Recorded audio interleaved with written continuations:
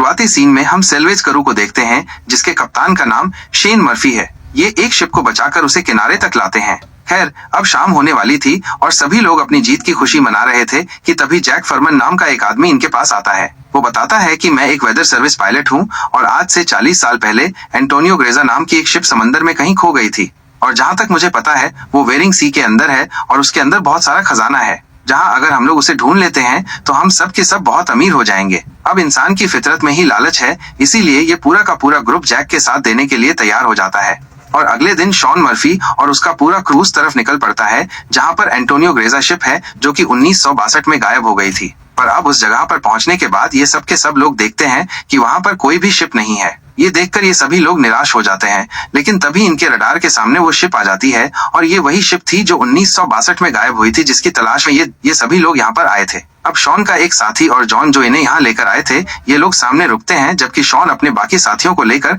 Ship के अंदर चला जाता है और यहाँ पर उन्हें बहुत अजीब आवाज आ रही होती है। ये सभी लोग उसका पीछा करते हैं और देखते हैं कि यहाँ के लोग का पेंडुलम आज भी हिल रहा था और जैसे ही उस घड़ी के और करीब जाते हैं पेंडुलम हिलना बंद हो जाता है और अब इनमें से इनका एक साथी उस पेंडुलम को हाथ लगाने वाला ही था कि एक जोर की आवाज आती है जिससे ये सब के सब लोग डर जाते हैं। वहीं पास की टेप पर एक स्क्रेबल पर्चा जिसके शब्द अपने आप ही बदल जाते हैं, उसमें लिख जाता है वेलकम। अब ये लोग जैसे ही आगे बढ़ते हैं फ्लोर टूट जाता है और वो नीचे गिरने ही वाले थे कि इनके एक साथी के नीचे से वाला था कि मोरिन उसे पकड़ लेती है और जब वो उसे पकड़कर ऊपर खींच रही थी तो उसे नीचे एक बच्ची दिखती है और ये वही बच्ची से ऊपर देखती है जहाँ पर वो बच्ची थी।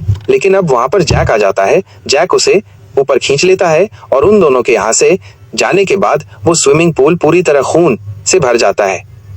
अब जैक और मोरीन आगे जाते हैं तो मोरीन एक दरवाजे को खोलती है जिससे बहुत सारा पानी निकलता है।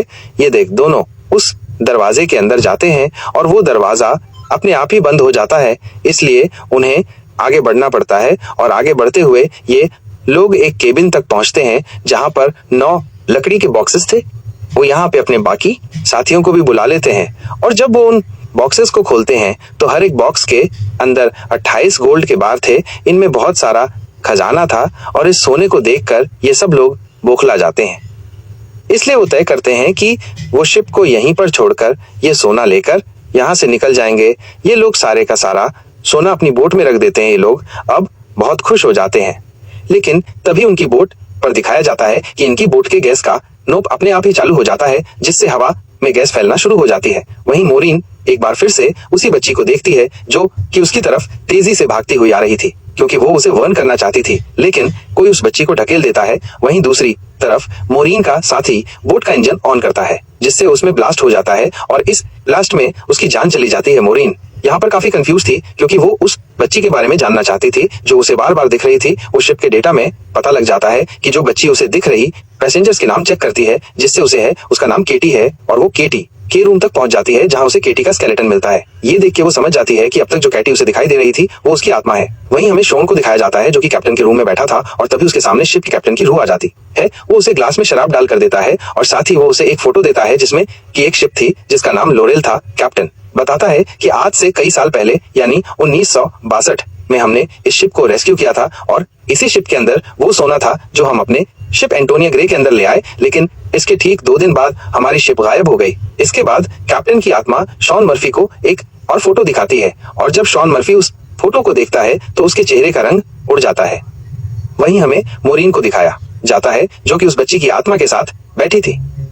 वो बच्ची उसे बताती है कि इस शिप में बहुत सारे लोगों की आत्माएं हैं और जो ये सब कुछ कर रहे हैं उसे बहुत सारी रूहों की जरूरत है और जब उसका ये काम पूरा हो जाएगा तभी हम अपनी आत्माओं की दुनिया में जा सकेंगे। वहीं इनके एक और साथी को दिखाया जाता है जो उस जगह पर आता है जहां पर आज से कई साल पहले शिप पर पार्टी हो रही थी और अचानक से यहाँ का सारा माहौल वैसा ही हो जाता है जैसा 40 साल पहले था। यहाँ पर वो सिंगर भी थी जिसके गाने पर सब लोग नाच रहे थे और तभी उस सिंगर की आत्मा उसे उसकी जान ले लेती है, यानी कि अब उनके 2 लोग मारे जा चुके थे। वहीं उनके 2 और साथियों को दिखाया जाता है जिन्हें कि बहुत अच्छा खाना मिलता है और वो उसे खाने लगते हैं, लेकिन अगले ही पल उन्हें एहसास होता है कि वो खाना नहीं बल्कि कीड़े हैं, इसलिए उन्हें उल्टियां हो जाती हैं।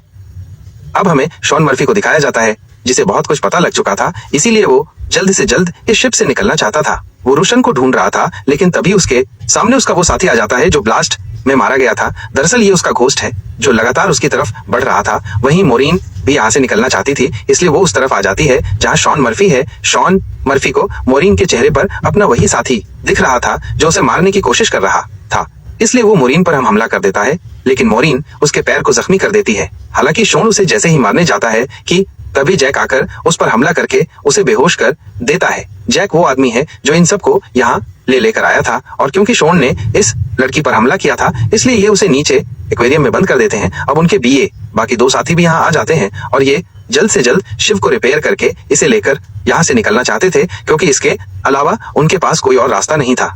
अब ये नीचे जाकर शिव को रिपेयर कर देते हैं, और अब मोरीन अपने एक साथी को ढूंढने के लिए जा रही थी कि तभी उसके सामने वो गोस लड़की आ गई, जिसे वो दिखाती है कि उस आदमी की जान जा चुकी है जिसे वो खोज रही है, और ये वही आदमी था जो पार्टी रूम में पहुंच गया था। दरअसल उस सिंगर की आत्मा ने उसे सेड्यूस किया था, और जब वो उसके पीछे पीछे गया तो उस आत्मा ने उसे ऊपर से नीचे धक्का दे दिया। और अब उस बच्ची की आत्मा मोरीन को 1962 का वो पूरा विजुअल दिखाती है, जब सब लोग शिप में मारे गए थे। सबको अलग अलग तरीके से मारा गया था, जिसमें केटी भी थी। इसके बाद जो गैंग यहाँ गोल्ड लूटने आई थी वो उस गोल्ड तक पहुंच जाती है, लेकिन वो सिंगर जो उस रूम में गाना गा रही थी वो उनमें से एक आदमी को सेड्यूस करके अपनी जाल में फंसा लेती है, जिसके बाद वो आदमी अपने ही साथियों को मार डालता है। लेकिन उस सिंगर के मन में भी लालच थी, इसलिए आखिर में वो सिंगर उस आदमी को भी मार देती है। सिंगर को लगता है कि अब सारा खजाना उसका हो चुका है, क्योंकि शिप में अब उसके अलावा सब लोग मारे जा चुके थे। लेकिन तभी यहाँ वो आदमी आता है जो कि इस पूरे प्लेन का मास्टरमाइंड था, जो कि सोने को हासिल करना चाहता है, और वो एक हुक की तरफ देखता है, और उस हुक की वजह से उस सिंगर की भी जान चली जाती है। और अब यहाँ पर वो बच्ची उसे उस आदमी का चेहरा दिखाती है, जिसे देखकर मोरीन पूरी तरह से घबरा जाती है, क्योंकि वो आदमी कोई और नहीं बल्कि जैक था, वही आदमी जो इन सबको यहाँ सोना ढूंढने के लिए लाया था। मोरीन समझ जाती है कि उसका साथी शॉन मर्फी पूरी तरह से बेकसूर है। वो उसे बचाने के लिए एक्वेरियम की तरफ भागती है, लेकिन अब उसकी जान जा चुकी थी। कैप्टन ने उसे जो फोटो दी थी वो जैक की ही होती है, जो कि पानी में मोरीन देख लेती है। दरअसल जैक कोई इंसान नहीं बल्कि वो एक शैतानी बला है, जो कि किसी मकसद के लिए आत्माओं को इकट्ठा कर रहा है। ऐसा हो सकता है कि वो शैतान के लिए भी काम करता हो, और वो यहाँ पर इन सबको मारकर उनकी आत्माओं को भी जमा करना चाहता हूँ। मोरीन अब अपने साथी से कहती है कि तुम्हें जैक पर नजर रखनी होगी, मैं अपने दूसरे साथी को ढूंढने जा रही हूँ जो कि पानी के अंदर है। मोरीन उस जगह पर जाती है तो उसे समझ आ जाता है कि उसकी भी जान चली गई है, जिसे कि जैक ने ही मार दिया था। वहीं जैक उस जगह पर आ जाता है जहाँ पर मोरीन ने अपने साथी से कहा था कि वो उस पर नजर रखें। जैक और मोरीन के साथी के बीच कहासुनी हो जाती है, इसीलिए मोरीन का साथी उसे शूट कर देता है। उसे लगता है कि वो मर गया, इसलिए वो यहाँ से चला जाता है। वहीं अब मोरीन इस पूरी शिप को ब्लास्ट करना चाहती थी, इसलिए वो हर जगह बम फिट कर देती है। लेकिन तभी मोरीन के पास उसका वो साथी आ जाता है जिसने अभी अभी जैक को गोली मारी थी।